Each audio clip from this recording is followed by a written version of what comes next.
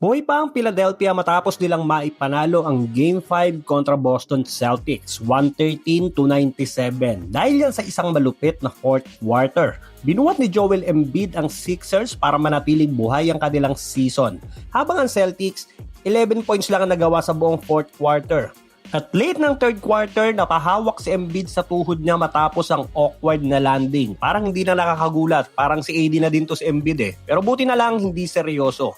Bumalik siya matapos ma-check sa locker room at pagbalik niya, doon niya binaliktad ang laban. Parang sa health status na Embiid na lang nakasalalay ang excitement ng seryeng to. Galing pa yan sa appendix surgery, 19 days ago pa lang yata. Ngayon, MVP numbers agad ang nilalaro.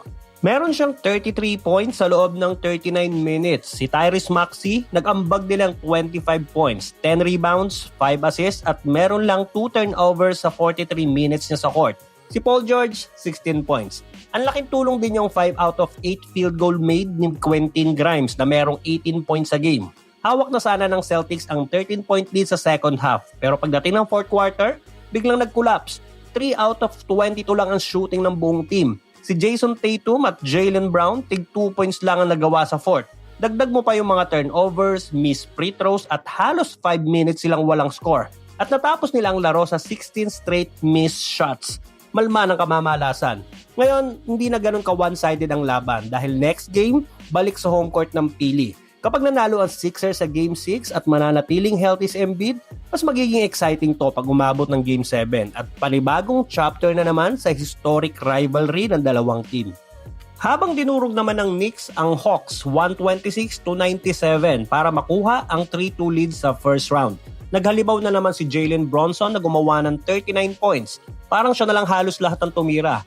Meron siyang 23 attempts sa buong laro, habang yung mga kakampi niya, wala ni isang lumagpas sa 8 attempts. Si OG Anunoby merong 17 points at 10 rebounds. At si Karl Anthony Towns na meron namang 16 points, 14 rebounds at 6 assists. Sa Hawks, si Jalen Johnson ay gumawa ng 18 points, 10 rebounds at 6 assists. Dyson Daniels, 17 points. At yung inaasahan nilang magiging hero ng game na si CJ McCollum, 6 points lang ang nagawa sa buong game.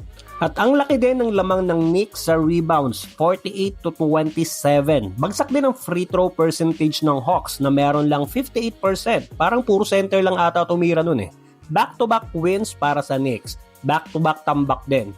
Lumamang pa sana ang Hawks sa serye na to ng 2-1 pero yung dalawang panalo nila na yon, parehong isa lang ang lamang sa Knicks. Pero yung tatlong panalo ng Knicks sa seryeng to, puros tambak. So, isang panalo na lang para sa Knicks at pasok na ulit sila sa second round for the 4th straight year.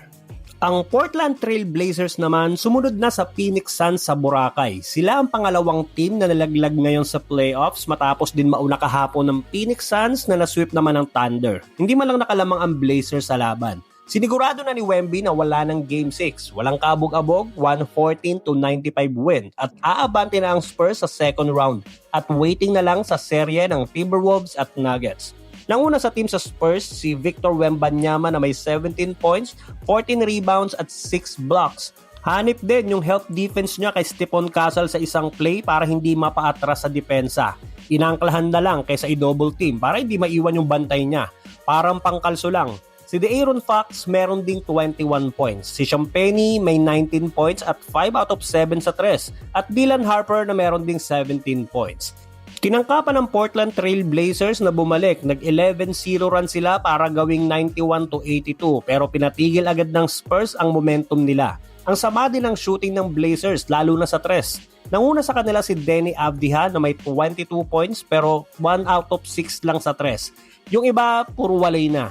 Si Scott Henderson, 5 points lang ang nagawa. Apektado pa ata nung sagutan nila ni Dylan Harper nung Game 3. Ang Blazers ay meron lang 11 out of 47 sa tres. 23% lang yon. Mahirap talaga manalo sa ganyang numero. So, papasok na ulit ang Spurs sa second round since 2017.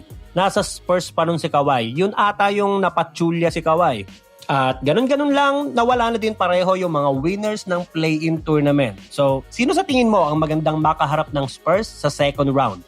Ang Anthony Edwards na Minnesota Timberwolves o ang Jokic-Murray tandem ng Denver Nuggets? Pa-like and share naman ang video at baka naman, pakisubscribe na din ang ating channel para sa mga susunod pang NBA Kwentuhan.